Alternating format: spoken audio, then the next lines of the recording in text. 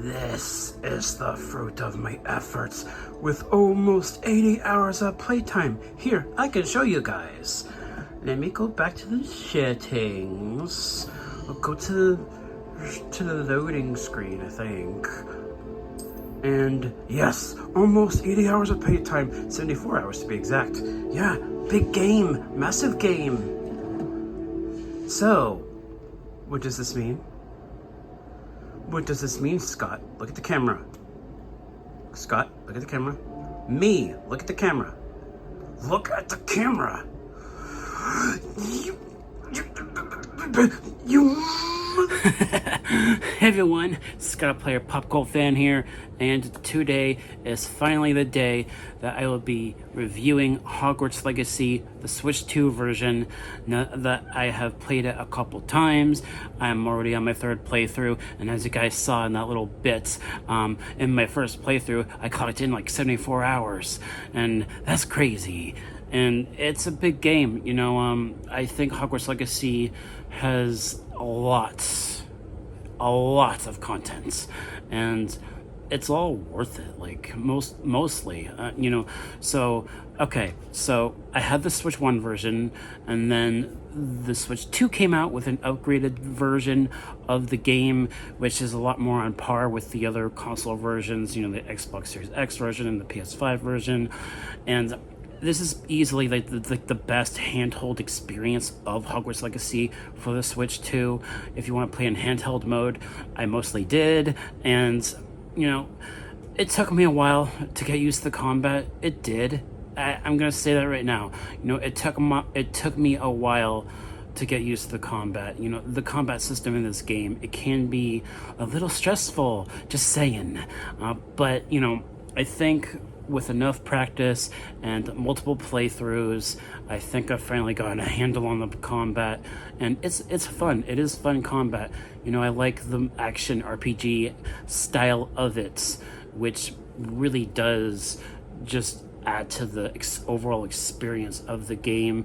Then of course you have this open world Hogwarts castle, and it's beautiful and massive, and then also all the entire world around Hogwarts, the Highlands and Hogsmeade. I need to talk about that, by the way. Hogsmeade. Okay, when I played the game for the first time with the Switch 1 version, oof, loading screens. Oh my god. Loading screens are easily the biggest detriment to the experience in the Switch 1 version, because every time I tried opening a door in Hogsmeade, there was always a loading screen. Thankfully, they fixed that in the Switch 2 version, and you can just open doors normally in the Switch 2 version, at least in Hogsmeade, and you know, have it not have another loading screen every time I open a dang door in Hogsmeade. And that was such a massive change to the Switch 2 version that I very much appreciated. And also, of course, you know, a much bigger improvement with frame rate, visuals, draw distance, all of that, better textures on the human character models. It just looks so much better in every way compared to the Switch 1 version. And you know, this new version also, I think, does run a bit smoother as well than the Switch 1 version did. It's not as glitchy, and you know, I can actually, you know, enjoy the beautiful scenery, just eating it all up as I'm playing it, with the better visuals that it has. And it's a game that I have now played multiple times, and I'm already on my third playthrough as a girl character. I figured that what I would do with Hogwarts Legacy is that I did Gryffindor house and Hufflepuff house as a boy, and then I'm currently playing Ravenclaw as a girl. You guys that saw my recent video, like the whole sequel love story, I kind of based my girl character in Ravenclaw on Sophia Robb. As you guys saw that, if you see that, let me know. But yeah, and also I plan on kind of creating my own female character for the Slytherin house, in which it's kind of like, what if I had a daughter? Like, what if I had a daughter that joined Slytherin? Like, and, getting a little bit sentimental here, my grandmother, her name was Lana, and I've always thought about potentially having a daughter someday named Lana, because Lana was my grandmother's name, my grandmother's first name, and I've always loved that name as a potential name for a daughter if I ever had one. And that's the kind of character I want to create for when I play through the Slytherin house with the female character, and that's what I want to do. Lana Juicy. And I really like how you can basically create your own character with Hogwarts Legacy, and how you get so much customization options, especially with the amount of gear that you can have, with traits as well, like increased damage with Bombarda, or increased damage of Agent Magic Throw, that kind of stuff with traits on the gear and the clothes that you're wearing for your character. And that's one major aspect of the customization that I really like, that I haven't really seen in any other game that I've played, because I've mostly just played Pokemon.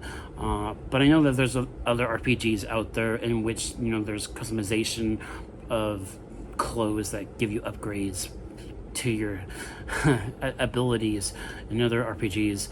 But that's one thing I really like. Then also, the story, there's a lot about the story I really do like. I really like the story with Sebastian, and how that kind of connects to the whole story with the Keepers and the Trials, and also just that story with Sebastian and his sister Anne, and it has a bitter ending with Sebastian's character. That's all I'm gonna say, but there's just so much there that I really do appreciate. And then also the other side stories with your other friends, like Natsay. I think that one's really interesting as well. But I think my favorite one is actually the Beast storyline with Poppy. I think that one is one of my more favorite storylines within this game. And then of course there's the whole Keeper storyline with Ancient Magic and Ranrock and Rookwood. And while I enjoy that story, it just had a bit of a formula to it that I kind of, it's an okay story. I wouldn't say it's my favorite story I've ever played in a video game, but it's decent. It's not bad. And there's a lot to that. As Hogwarts Legacy, easily my favorite aspect of this game is the world building. You get your field guide in which you're collecting Revelio pages, ingredients for potions, you're catching magical beasts almost as if it was Pokemon, and there's so many different things that you can do with your field guide, and filling it up to 100% completion basically. And that was basically how you 100% completed this game, which is really fascinating. And I loved how much lore was put into every little bit of detail, not just with the field guide, but with Hogwarts itself. It's so well detailed in every way, and playing through this game, on my Switch 2, there's elements of it that make me think of the older Harry Potter games. You have that Zelda dungeon crawling exploration that's in this, because you're also collecting items and money and clothes and chests just like you do in Zelda. And you get the dungeons, you also get the kind of walking simulator kind of feel of the Order of the Phoenix and Half-Blood Prince games. That there's a little bit of that in this too, in which it's kind of combining different elements of gameplay from past Harry Potter games, and just it's all melding into this one game, which is why I absolutely love this, because the way you learn spells in this game is just like the computer games back in the day. For those of you that play the Harry Potter computer games, the way you learn spells was like Flipendo, was like that, right? And that was a massive Easter egg that I absolutely loved about learning spells. Easily one of my favorite aspects of this is just combining so many different gameplay elements of past Harry Potter games, and just it's all melded so perfectly into this one modern game, and I absolutely love it. And then sort of like the stealth third person aspect of like the Deathly Hallows games is also in this a little bit too, when you use your disillusionment spell and Petrificus Totalis. It's really that also kind of adding to that experience of the gameplay just really makes it worth playing. And the Highlands themselves, the Scottish Highlands, I don't know if like any of these areas in this game are real world locations. I'm not sure, but for those of you that don't know, I traveled to Scotland a couple of years ago, and I loved that experience in Scotland when I was there with my family. And I saw a lot of locations where there were kind of like the inspiration for certain areas within the world of Harry Potter when I was in Scotland, and that was really cool. I love that trip, by the way.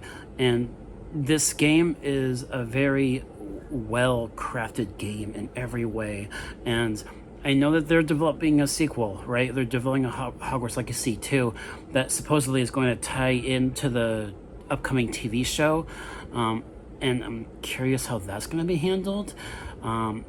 Essentially being sort of like a prequel tie-in game to the TV show, if that's the case.